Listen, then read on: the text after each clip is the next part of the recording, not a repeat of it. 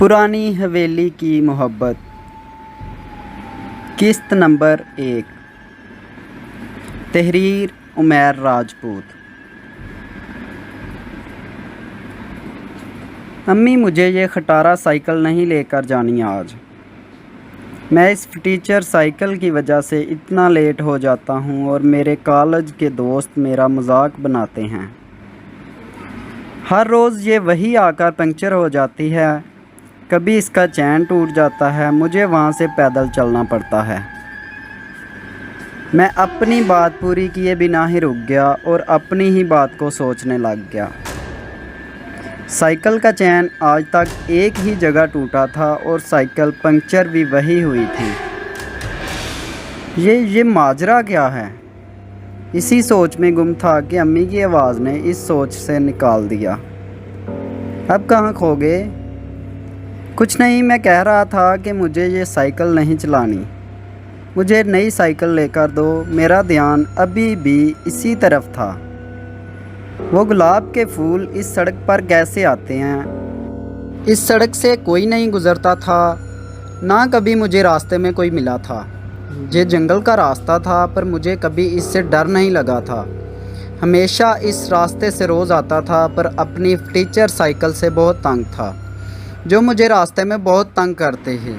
कभी साइकिल का चैन टूट जाता तो कभी साइकिल पंक्चर हो जाती। हालांकि अब्बू ने मुझे कॉलेज ज्वाइन करने पर नई साइकिल लेकर दी थी, पर यह साइकिल इस जंगली रास्ते पर चलने से टीचर हो गई चंद दिन में। ये इस वक्त की बात है जब मोबाइल फ़ोन नए नए आए थे। हर शख्स के पास नहीं था, इक्का दुक्का लोगों के पास था और उनकी बहुत वैल्यू थी। इस सादा से फ़ोन को देखकर हैरत होती थी कि इसमें कोई तार नहीं है, क्योंकि घर में एक PTCL लगा हुआ था। मुझे बस इसी का पता था।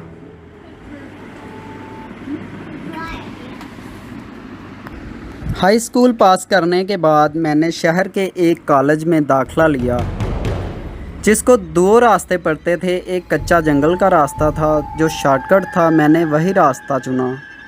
शायद वही रास्ता मेरी सबसे बड़ी गलती बन गया। पहले दिन जब इस रास्ते से बहुत खौफ आया, फिर अल्लाह को याद करते हुए मैं इस रास्ते पर गुज़रता चला गया। इस रास्ते में सबसे खौफनाक एक जगह थी। 2 नहरों के दरमियान एक पुरानी बिल्डिंग थी जो बहुत देर से बंद थी। इसके सामने वाले दरवाजे भी आधे टूटे फूटे थे। मैं दूर से इस हवेली नुमा बिल्डिंग को रुक कर देखता और चल पड़ता। मुझे पुरानी बिल्डिंग में जाना, वहां बैठकर महसूस करना और इनमें घूमने का बहुत शौक़ था, पर खौफ की वजह से मैं इसे दूर से देखता और चल पड़ता। मुझे इस रास्ते पर आते जाते 3 महीने हो चुके थे। जून का महीना था, गर्मी अरूज पर थी। दोपहर का वक़्त था, मैं कॉलेज से घर जा रहा था। गर्मी से बुरा हाल था, साइकिल तेज़ चलाने से दिल भी घबरा रहा था। मैं इस हवेली को देखते हुए गुज़र रहा था कि मेरी नज़र टूटी फूटी सड़क के दरमियान में एक गुलाब पर पड़ी।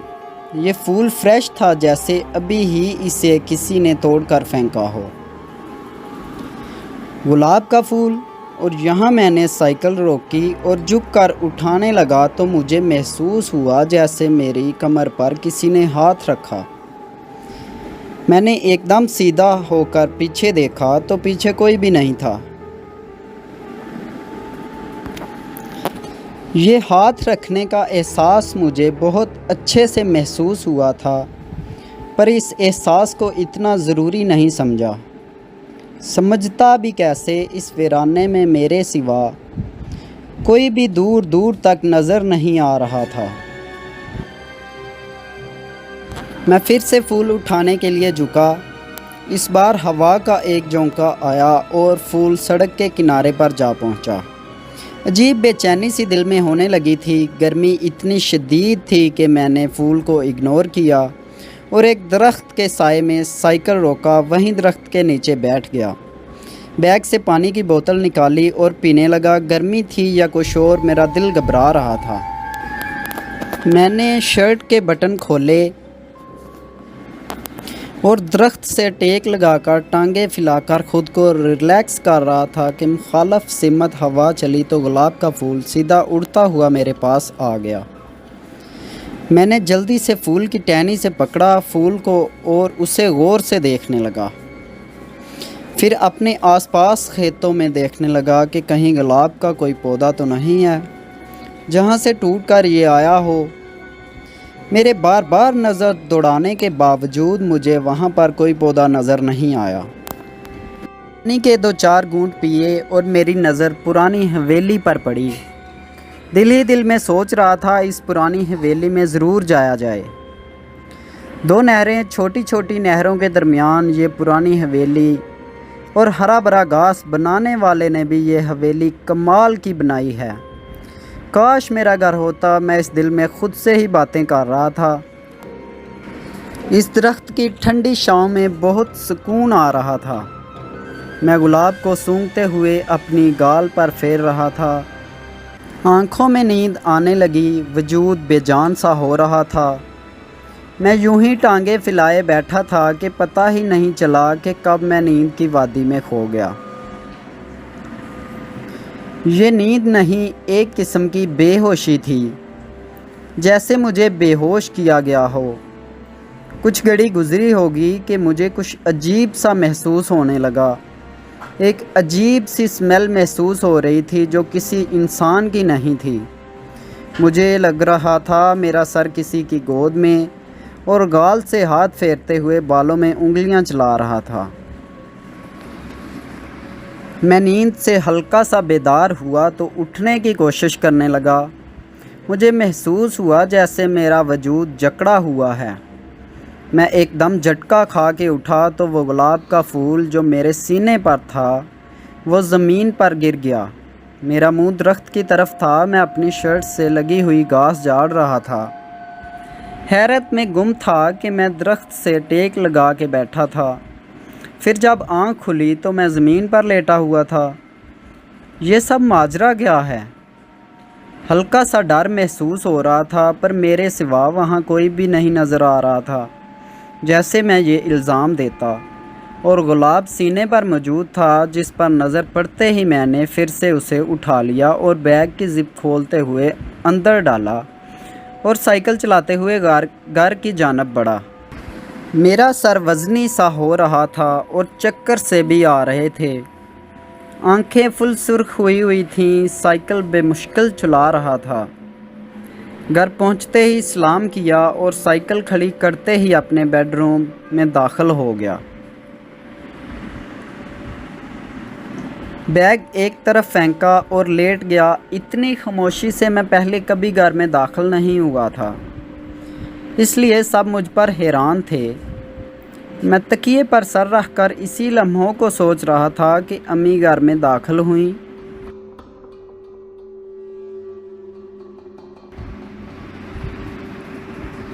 احمد بیٹا کیا ہوا؟ امی جی کچھ نہیں، میں نے آہستگی سے کہا تو وہ میرے پاس آ کر بیٹھ گئیں اور ماتھے پہ ہاتھ پھیرنے لگ گئیں۔ بیٹا خیر تو ہے، تم چپ ہو؟ پھر امی ایک دم چونک کر بولی، تمہیں تو بخار لگ رہا ہے۔ ہیں بخار؟ میں حیرانی سے کہا تو انہوں نے اپنا ہاتھ الٹا کر کے میری گردن پہ لگایا۔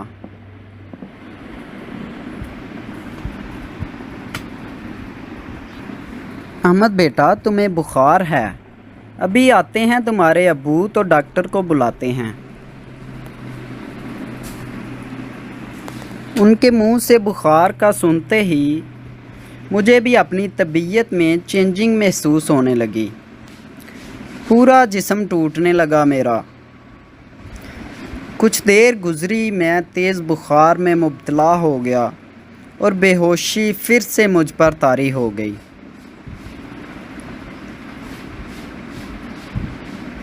بخار کی حالت میں بھی وہ سب ہی یاد آ رہا تھا۔ درخت نیچے آخر وہ ہوا کیا تھا؟ کچھ روز میں بخار ٹھیک ہوا تو میں نے دوبارہ کالج جانے کا فیصلہ کیا۔ آج 5 روز کے بعد اسی راستے سے میں کالج جا رہا تھا۔ میں اسی جگہ سے گزرا تو محسوس ہوا جیسے کوئی چیز مجھے اپنی طرف کھینچ رہی ہو۔ میں نے گزرتے ہوئے اسی درخت کو دیکھا جہاں پر میں اس دن لیٹا ہوا تھا۔ جیسے ہی نظر پڑی ایک دم رک گیا۔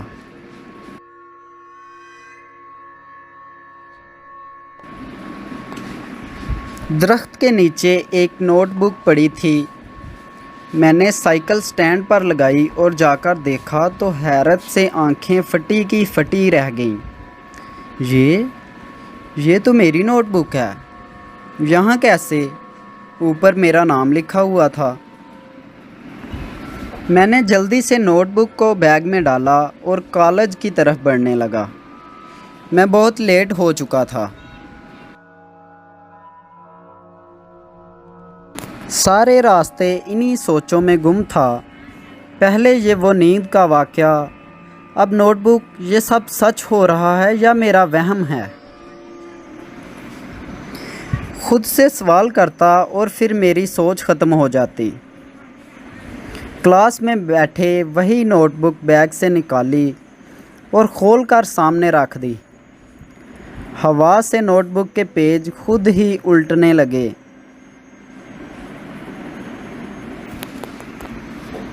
میری نظر ایک پیج پر پڑی جس پہ کچھ لکھا تھا جو رائٹنگ میری نہیں تھی۔ میں جلدی سے نوٹ بک گود میں رکھ کر ورقے الٹنے لگا۔ پھر وہ پیج نکالا جس پر لکھا ہوا تھا، اپنی چیزوں کی حفاظت کیا کرو، بہت لاپرواہ ہو۔ دوستو، امید ہے آپ کو یہاں تک کا ناول اچھا لگا ہوگا۔ اگر اچھا لگا ہے تو اپنے دوستوں کے ساتھ اسے شیئر ضرور کیجئے گا، اور نئے آنے والے پارٹس کے لیے ہمارے چینل کو سبسکرائب ضرور کر لیں۔ بہت شکریہ۔